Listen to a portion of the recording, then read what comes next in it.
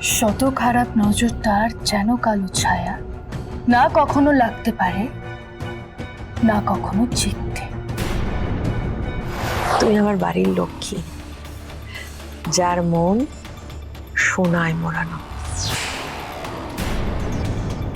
তোমাকে নিয়ে গর্ব হয় মেঘা।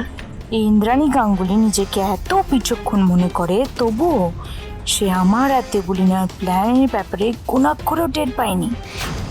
তার মানে ফাইনালি আমার প্ল্যান সাকসেসফুল হয়েছে। কুসুম, তুমি এবারের সৌভাগ্য ফিরিয়ে এনেছো। এবারের এত উপকার করেছো যে আমরা সবাই তোমার কাছে সারা জীবনের জন্য ঋণী।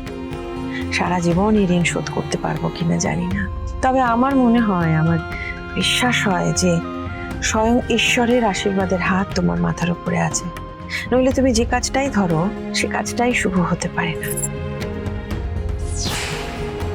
আর সেই জন্য আমি চাই তোমার এই শুভ হাত দিয়ে তুমি আমাদের বাড়ির বড় বউয়ের নজর কাটিয়ে দাও।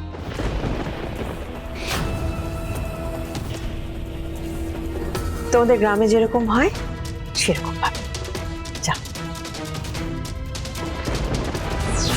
সর্বঘটের বিল্লপত্র দেখলেই গা জ্বলে যায়, অথচ একে না বলার উপায় নেই। কি যে মুশকিল হয়েছে আমার।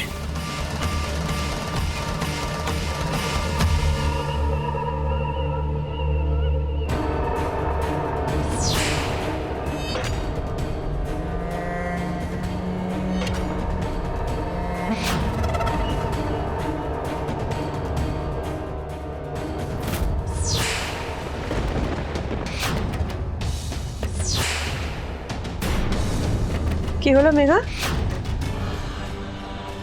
মনি, অ্যাকচুয়ালি আমি শুনেছি যে গ্রামের দিকে নাকি ছড়া বলতে বলতে নজর কাটায়। তাই আমি ভাবছিলাম, কুসুম তুমিও ছড়া বলো না, ছড়া বলতে বলতে আমার নজর কাটাও। একটা ডিফারেন্ট কিছু হবে, একটা ডিফারেন্ট এক্সপিরিয়েন্স হবে আমার, তাই না মনি? আমারও তো এরকম কোনো এক্সপিরিয়েন্স আগে হয়নি। ছড়া বলো।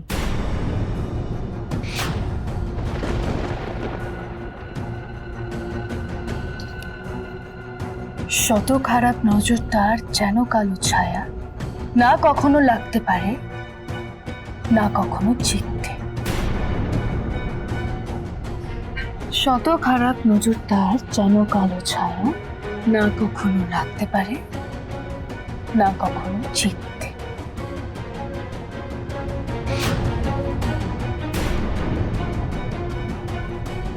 দীপালি, যাও এগুলো নিয়ে যাও, পুড়িয়ে দিও।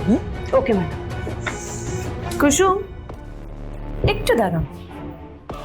মনি, আসলে আমাদের বাড়িতেও না নজর কাটানোর একটা নিয়ম আছে।